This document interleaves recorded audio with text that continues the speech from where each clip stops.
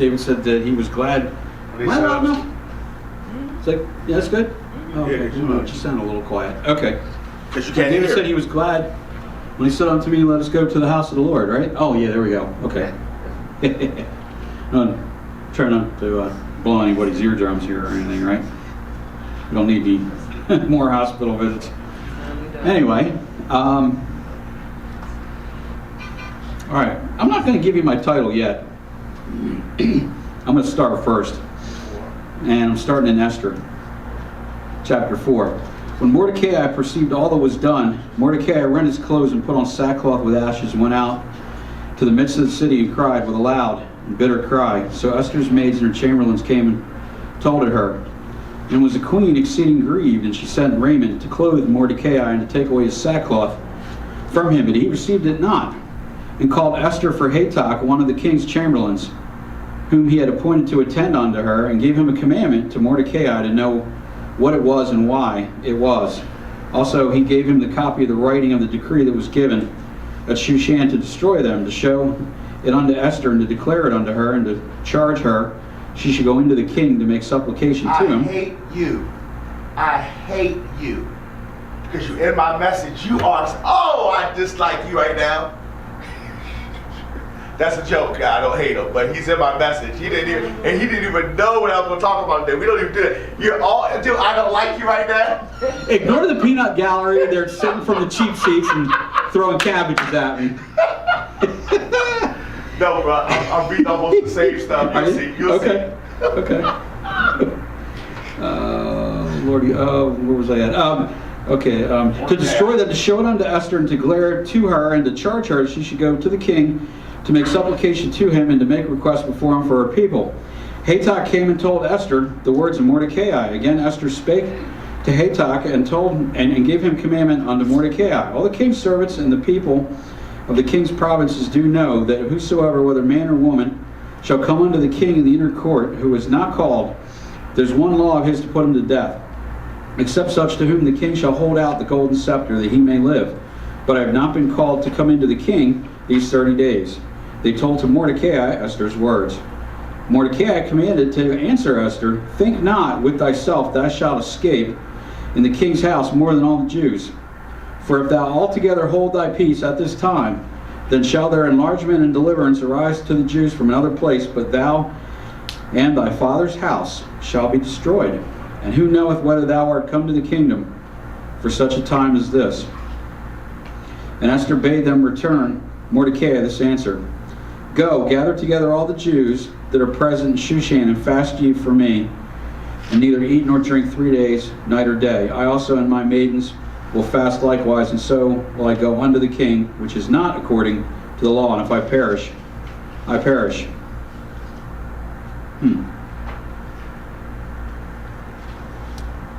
How many of us would be clean, gutsy enough to do that? And she wasn't very old, right? Okay, we're not talking about a woman in her late 20s or 30s or whatever who's seen part of the world already. She was a girl. She was probably still a teenager, right? Because remember the story, they dragged out all of the quite attractive women from all around the area for the king, because the previous queen had annoyed him highly, and so she got removed. Yes, she did. And well, I'm not giving a study on Esther today, so if you don't know all the background of that part, go back and read chapter 1 through 3. Regardless, the law of the Medo-Persians, which is where she was that if anyone, including the queen, just walked in on the king and went, yo, king dude, hey, what's up? If he didn't approve you to approach him and lower his scepter, he could immediately command with no other thoughts or repercussions to have you killed, which was completely within his rights. Kind of a little scary, huh? He had that kind of power. He also controlled 40% of the world's population. If you read about the history of that empire, it was bigger than Rome at the height of its power. So he wasn't some little twit that's just hiding in a tent someplace. This guy had a massive empire, and he had a whole lot of power to back it up. So what she did was very, very gutsy. Why'd she do that? She knew she could be killed. That's a pretty serious threat. And it wasn't, oh, well, you'll get jailed for a week, or they'll slap your hand, put you in timeout. This was death sentence. But she realized, even being as young as she was, what the importance of this particular order that had come down would mean for all of her people, because the king didn't know she was Jewish. She never revealed that before this point. Now she comes in and basically says, hey, if you have any love for me at all, if I'm truly your queen, you need to fix this. You need to help me. And oh yeah, by the way, I'm not from your people either. And a little postscript there, and I'm sure the king was probably like, okay, surprise.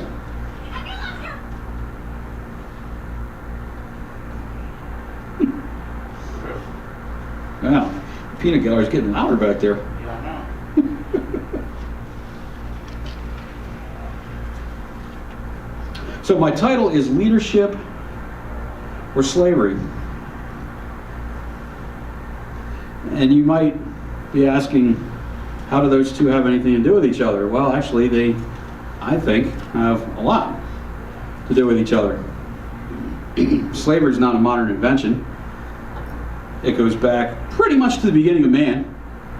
Whenever a country was conquered, most of the time, the conquered country became the indentured servants of the conqueror. So, when you heard that somebody was coming along, you had a really good reason to fight, because, you know, we got the Geneva Convention and all this stuff, and we're supposed to treat our prisoners nicely, and you throw up your hands and you throw down your guns, and you're like, okay, I surrender, and hopefully they put you in some kind of a camp for a while until the war ends. Well, none of that existed back then. They didn't care about Geneva. Well, Geneva didn't exist at that point, but had it, they wouldn't have minded at all about any of those things. When they took something over, they took something over. And we saw what happened with the Jewish nation when they were invaded by Babylon, right? The Babylonians made them slaves. Then the Medo-Persians came and crushed the Babylonians and made them slaves too. So now everybody is slaves to the big guy. Didn't get any better, did it? So, leadership or slavery? Well, who was the leader? It was the king. And everybody had to bow to his decrees. Do you think they enjoyed that? Not in the least. It was very brutal times. We got it. We don't really have any idea. We don't. The country we have right now, and yeah, it's a little crazy, but if you ignore all of that, we have no idea even what it was like here 100 years ago. We have a sink and we just turn something and water comes out. Not everybody had that. We flip a light switch and the lights turn on, the TV turns on, the stereo turns on. Nobody had any of those. Okay? I've got a little thing that I cut out of a magazine. It's hanging on my wall in a frame. It's an advertisement for a Delco generator from 1928. It's not that long ago, is it? Less than 100 years. And in the picture, I think it stands about yay tall. Well, that wasn't just, you know, I'll plug this in if my power goes out, like we have now. You know, you're thinking, oh yeah, you put it in the garage, you know, there goes PG&E again, great, plug it in, turn the lights back on, right? No, that was their only electricity. If they had any electricity at all, it was that little gadget. It was tailored for farms, mostly. The Amish still don't have electric. So we have even 100 years back no concept of what things used to be like, how good we have it now and what they had, and then take that back another 1,000 to 2,000 years and see what everything looked like. We're sitting pretty good. But does that make us soft? Does that make us unwilling to stand when we need to stand? I'm going to try to do well with this. Hopefully I can put as much oomph into it as I'm sure he did. This is from the 1700s. No man thinks more highly than I do of the patriotism as well as abilities of the very worthy gentleman who have just addressed the House, but different men often see the same subject in different lights, and therefore I hope it will not be thought disrespectful to those gentlemen if, entertaining as I do, opinions of a character very opposite to theirs, I shall speak forth my sentiments freely and without reserve. This is no time for ceremony. The question before the House is one of an awful moment to this country. For my own part, I consider it as nothing less than a question of freedom or slavery. In proportion to the magnitude of the subject ought to be the freedom of the debate. It is only in this way that we can hope to arrive at truth and fulfill the great responsibility which we hold to God and our country. Should I keep back my opinion at such a time, through fear of giving offense, I should consider myself as guilty of treason toward my country and an act of disloyalty towards the majesty of heaven, which I revere above all earthly kings. Mr. President, is it natural to man to indulge in the illusions of hope? We are apt to shut our eyes against a painful truth and listen to the song of that siren till she transforms us into beasts. Is this the part of wise men engaged in a great and arduous struggle for liberty?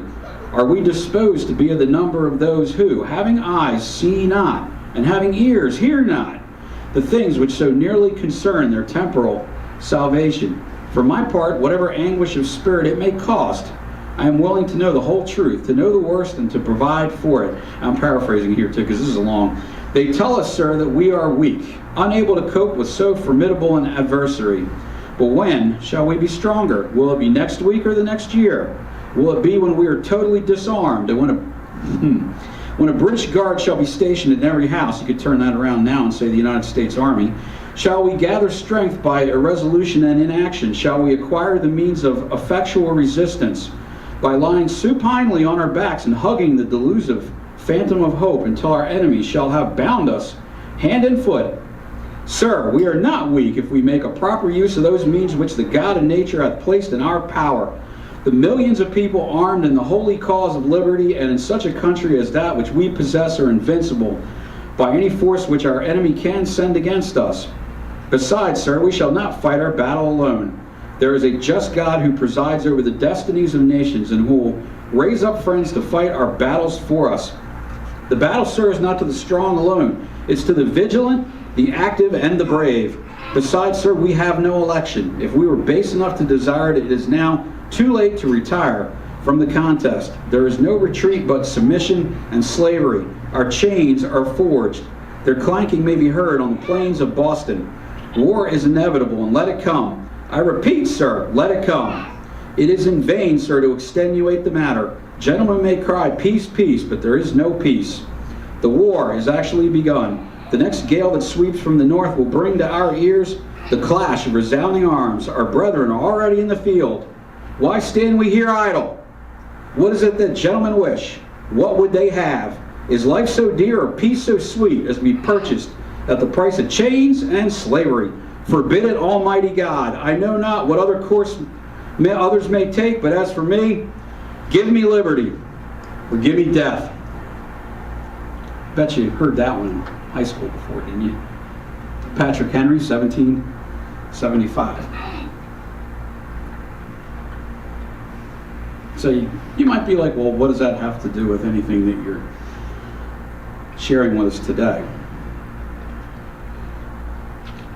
Glad you asked. What was he railing against? He was angry because they had an unjust government that was far, well, for them it was physically far away. It was across an ocean. Ours actually isn't too far away at all. from where we are right now, geographically. Theologically and morally, yes. I think we're oceans apart. Are we fine with leaving things the way they are? Are we going to be complacent with the direction that we're heading? And there was a great cry of the people and of their wives against their brethren, the Jews. This is Nehemiah. For there were that said, we, our sons and our daughters are many. Therefore we take up corn for them, that they may eat and live. Some also there were that said, we have mortgaged our lands, vineyards, and houses, that we might buy corn because of the dearth, the shortage. There were also that said, we have borrowed money for the king's tribute, and that upon our lands and vineyards, yet now our flesh is as the flesh of our brethren, our children as their children. And lo, we bring into bondage our sons and our daughters to be servants, and some of our daughters are brought unto bondage already. Neither is it in our power to redeem them, for other men have our lands and our vineyards. And I was very angry when I heard their cry and these words. Excuse me. Then I consulted with myself, and I rebuked the nobles and the rulers, and said to them, ye exact usury, every one of his brother. And I set a great assembly against them. And I said unto them, we after our ability have redeemed our brethren the Jews, which were sold unto the heathen, and will ye even sell your brethren, or shall they be sold unto us? Then held they their peace, and found nothing to answer. Also I said, it's not good that ye do. Ought ye not to walk in the fear of our God, because of the reproach of the heathen, our enemies? Well, they weren't willing to lie down either, were they? But are we?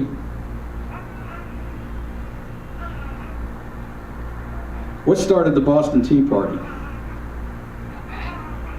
It was an unjust government, corrupt, pushing hard on people that had very little representation at all to say anything about what was going on with them. Huh. Am I talking about 1775, or am I talking about yesterday? Interesting. Who listens to us now? No. And we sit around and complain about it on Facebook. Do you think any of our politicians read any of those? Do you think any of our politicians care? No, they don't.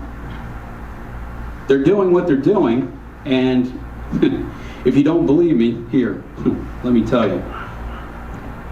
This is from the Western Journal, 20th of January, so that's what, only a week and a half ago?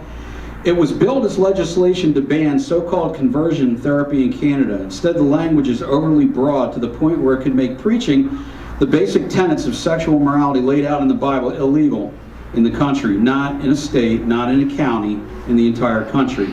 That's why, according to Fox News, more than 4,000 preachers in North America devoted their sermon Sunday to the perfidious influence that Bill C-4 might have on the freedom of religion. Of course, attacks like this are nothing new, although Bill C-4 is particularly pernicious. Nevertheless, we've seen plenty of attacks on the pulpit in the name of tolerance over the past few years, and it's only going to get worse.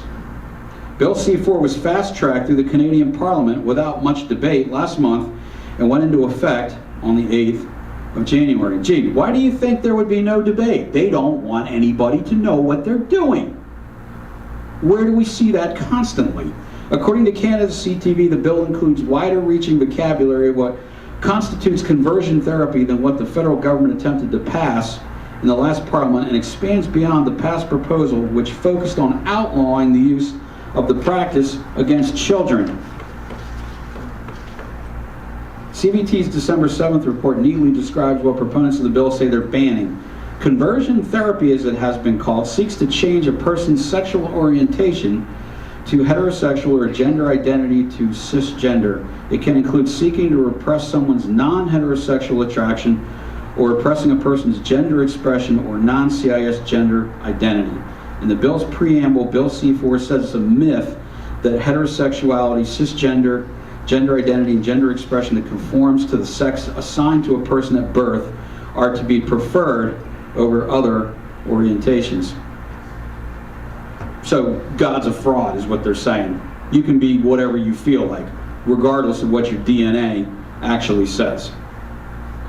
This isn't limited to any sort of governmental context. The bill deals with individuals and institutions, after all, particularly religious ones. So there's no constraints on this thing either. Furthermore, conversion therapy is defined very loosely. According to Fox News, Bill C-4 categorizes it as any kind of counseling designed to repress or reduce non-heterosexual attraction or sexual behavior, repress a person's non-cisgender gender identity, or repress or reduce a person's gender expression that does not conform to the sex assigned to the person at birth. For instance, take a religious figure who says, based on the tenets of his or her respective holy text, that sex should be reserved for a monogamously married couple that consists of a man and a woman. The teaching and propagation of those faiths, if it comes into contact with an LGBTQ person, regardless of whether the LGBTQXYZABC person is seeking that counseling or not, the propagation and teaching and dissemination of those faiths run the risk of being classified as a conversion therapy. That's why thousands of Christian pastors in North America, as part of a movement organized by Liberty Coalition Canada and prominent California pastor John MacArthur, said they were willing to protest Bill C-4 in their sermons. Okay, so even if for some reason you might think that that was acceptable, don't you really just think they're just kicking the door open to keep going? These things never stop. Politicians don't take a break. They get that much of a hole, they're going to widen it out to here, and by next week it's going to look like this. When they get done, all you're going to get from up here, it's going to be a nice day. God loves y'all. You're going to be blessed. Roll credits. Bye-bye. Oh, you forgot one. Collection plate first. Ah, true. Collection plate first.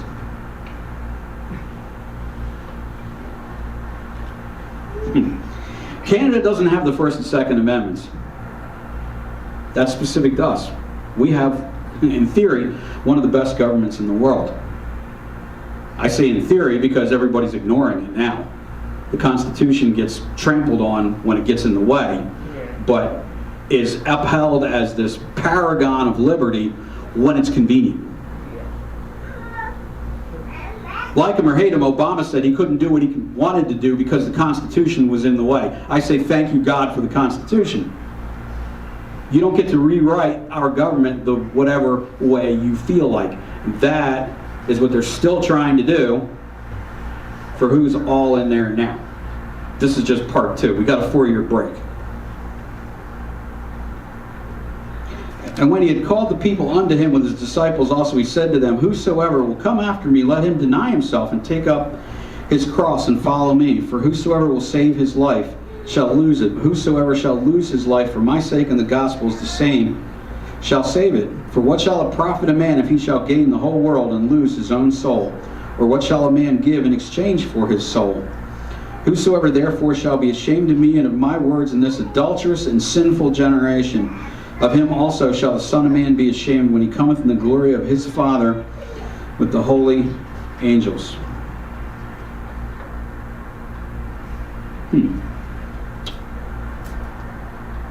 Shall be ashamed of me and my words. So who do we know in history that had a real good, and I say good in not the good sense, of doing things like this? Well, the first thing we think of probably is the Nazis, right? Adolf Hitler. Soviet Union, Joseph Stalin. Well, did you ever hear of a guy named Lavrenti Beria? He came before Stalin, and he was much worse. But we never hear about them. After the end of World War II, when communism spread, and Germany got cut in half, the East German secret police were called the Stasi. They were even worse than either of those. That really doesn't make it to the history books much. So we have wonderful little characters like Wilhelm Zasser, Ernst Waldweber, Erich Mielke, and Wolfgang Schwanitz, who were the 4 heads of the Stasi before it was disbanded in the early 90s when the Soviet Union crumbled. These guys made Hitler look like a Boy Scout. They were the definitions of evil.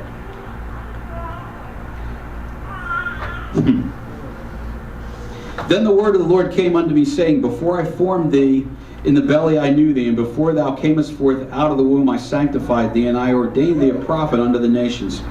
Then said I, Ah, Lord God, behold, I cannot speak, for I am a child. The Lord said unto me, Say not, I am a child, for thou shalt go to all that I shall send thee, and whatsoever I command thee thou shalt speak. Be not afraid of their faces, for I am with thee to deliver thee, says the Lord. The Lord put forth his hand and touched my mouth, and the Lord said to me, Behold, I have put my words in thy mouth. See, I have this day set thee over the nations and over the kingdoms, to root out, to pull down, to destroy, and to throw down, to build, and to plant. Before I formed thee in the belly, I knew thee. You want to know who the biggest mass murderer in history is? It wasn't Hitler. It wasn't Stalin. It was the United States government. We're at 63 million and counting. These are people that never got to vote. These are people that never even got old enough to speak. They're infants who were never born. So, we want to say how evil Hitler was. Margaret Sanger's got him way beaten. You probably don't even know who that is. Oh, some of you probably do. I do. He was evil. These are the people that are hiding in the background. The ones that say that she was their role model. Hillary Clinton being one of them. And if you look up what happens with all of that, you should be extremely angry, because I'd be the one that they would like most. Just by accident of birth. I'm a overweight, bald, white guy, middle-aged. Yes, you are. That's a pot on the kettle black. Sanger hated blacks, wanted to exterminate the entire race. It's a fact, look it up. Yep. I can back up everything I'm saying. That's why she started though. 63 million and counting. It may be over 64 by now. It's horrendous. And what do we hear from the highest points in our government? Oh my gosh, Roe versus Wade is under attack like never before. Yes, and thank God for that.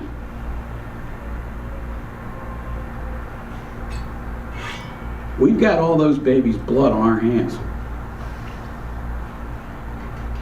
We didn't vote for it.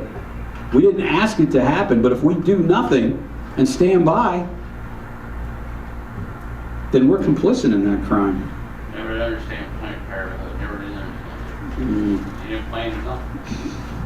Oh, they had plans, all right. They were evil plans. Think about that. Just say maybe that a few famous people had been killed before they were born. Hey, George Washington, Abraham Lincoln, Galileo, Franklin Roosevelt, Nicholas Copernicus, Johannes Kepler, John F. Kennedy, Ronald Reagan, like him or hate him, Donald Trump. Big things happened in every single one of those people's lives that changed our whole world's history. Some in science, some in politics, some a little bit of both. I mean, FDR green-lighted the Manhattan Project and gave us the atomic bomb. So he got politician and science.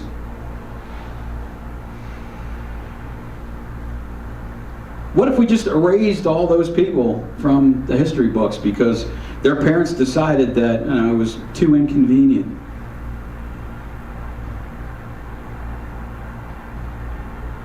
What would it look like? And there's only, what, 8 or 9 names on that list? Even if you just remove those people, just those ones, what would the history of the world and what would our politics and science, our everyday life, look like today? Kennedy said it was his goal to send us to the moon. A lot of people said, why would you waste all of that money building a rocket so that Two guys, well, three guys can fly up there and go around in circles. Two guys can get out on this little bug-looking thing and go down to the surface of the moon while the other guy keeps doing racetrack circles and then bring them home. Do you have a cell phone? Do you have a TV? Do you have a car? Do you have a GPS unit? Do you have anything really that doesn't have vacuum tubes? Who even knows what a vacuum tube looks like anymore or what it does? Every single one of those things came from the space program. And what pushed that? JFK saying, let's go to the moon. But also, it was part of the Nazis that helped them do that. That's correct. Nazi scientists were involved in that. That's a whole other political discussion, but yes, that part is accurate. But let's just say that, like I said, if you removed any of these people, What happened if you just remove Hitler? What would it look like then? actually a British guy had him in the sights of his rifle in World War I and didn't shoot him. Why? Because World War II played out the way it was supposed to. God never is surprised. Millions of people died, sure, very, very sad, of course, but God had a reason to do that. Otherwise, that guy would have pulled the trigger and Hitler would have been on a casualty list just like the rest of them. Think about that one particular incident and how different our whole history would look like. Now, what about those other 63 million kids? What would they have done?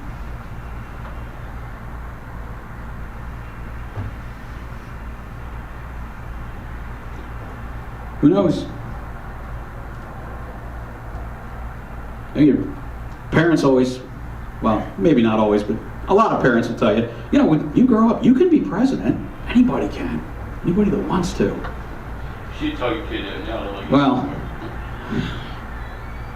once upon a time, perhaps that was true. Now, if you're not at least halfway to $1 billion, you're not going to. It's basically a popularity contest. It's all about the cash and who you have as friends. But disregarding all of that, what do you think any of those children could have done? it changed the world. We can't even picture it because they never got a shot. They never got a chance to do any of those things. But we who are already here now have a chance to fix some of these things, hopefully. And don't think this is just as far as it's going to go. That little law that they just passed there in Canada, you don't think that people down here are reading that and going, like that idea. We need to do that too.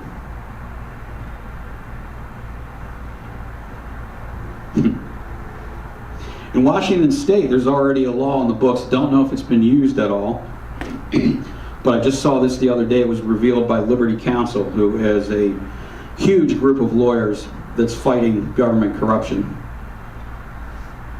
mostly for Christian purposes.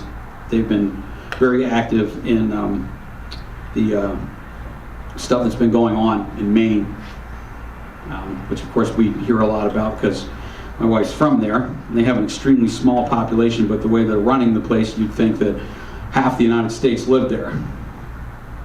Anyway, so this little law in Washington State, interesting stuff. If they deem you a medical threat, they can send you to a involuntary detention camp. I looked it up on the Washington website. This is real. This is not something that somebody made, you know, one of those fake things that they stuck on Facebook to get everybody going, oh gosh, oh gosh, oh gosh, angry, angry, angry face, you know. No, this is absolutely real.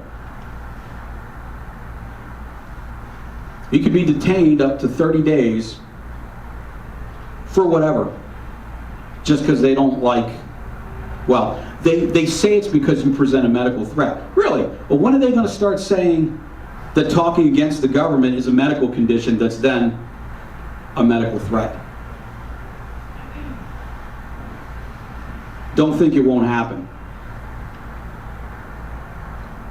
Like I said, I don't know if this has been used at all yet, but it is on the book. It's there. They can pull that out anytime they want and apply it.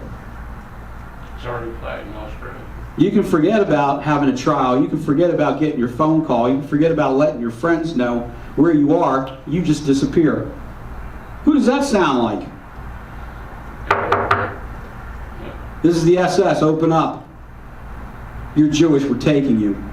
Oh, I'm sorry. You spoke against Hitler. We're taking you. Oh, you're a gypsy. We're taking you. Oh, you're a homosexual. We're taking you. Look it up. Every single one of those groups, they ended up in concentration camps. Yes, they did kill a lot of Jews. I'm not taking away from that, but that wasn't all of them. People tend to forget. There were other big groups that don't think it won't happen here. We interned Japanese during World War II because we thought that they were threatening. Funny that we didn't arrest any Germans. Why not? Because you can't really tell a German by looking at them. Somebody from Asia, you can pick them right out, can't you? What about racial profiling, huh? Well, some of those camps still exist. They weren't being used. They were shut down at the end of the war. Guess what? They're getting reactivated. What do you suppose they want to do with them? It ain't going to be to turn it into Disneyland Part 3. They're getting ready to enforce that. When you say something they don't like, guess what? You get a permanent vacation. You're welcome, Joseph Stalin.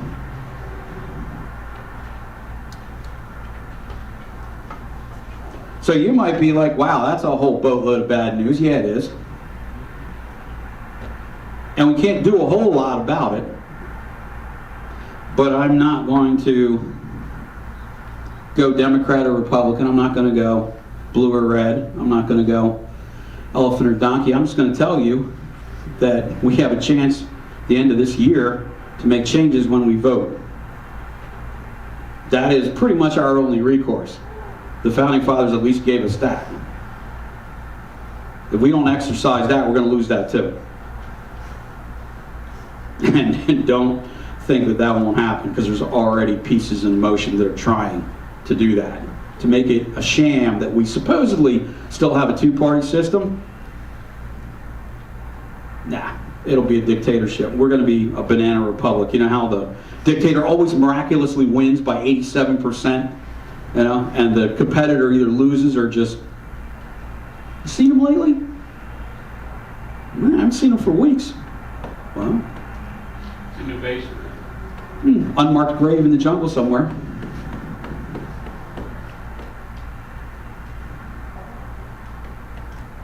Esther could have stayed quiet. We can stay quiet. And what happened? Her people were going to be rounded up and killed.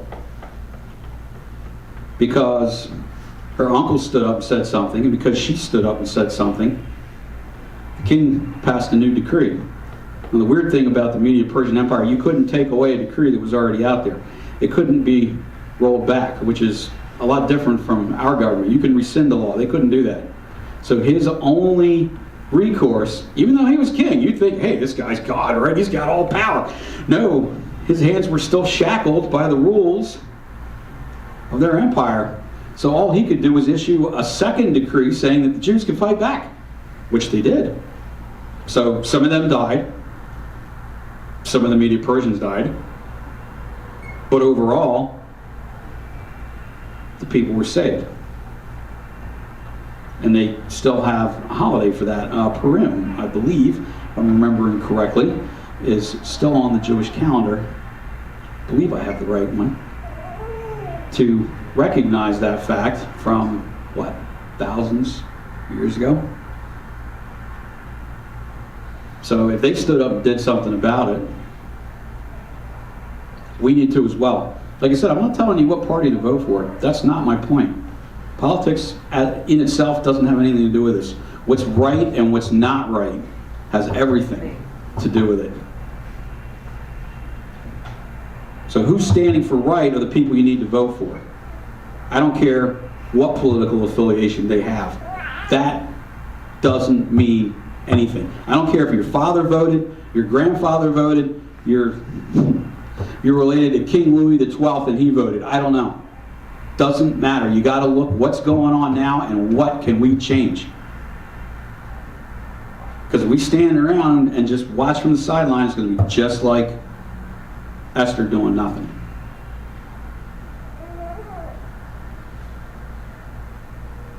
Or what happened in Germany in the late 1930s. They came for this group and I said nothing. They came for this other group and I said nothing. They came for the third group and I said nothing. Then they came for me and there was nobody left to say anything. Is that going to be us?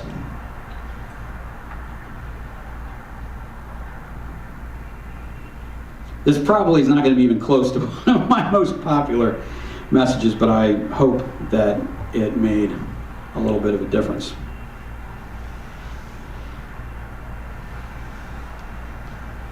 You need to think for yourself, not what the media thinks you should hear.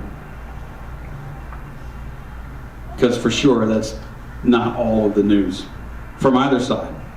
There's no network that's telling you the truth. Some of them are far to the right, some of them are far to the left. Somewhere in there, someplace is mostly the truth. And these days it's going to be harder and harder to find, because the truth is being buried in the interests of other people who are pulling the strings. So you got to be okay with what you're doing and what he thinks. And that's all I have to say. If your conscience doesn't line up with God, then who's wrong? Did he make a mistake in his word in his 66 books? Or are you just going along and voting because you always voted?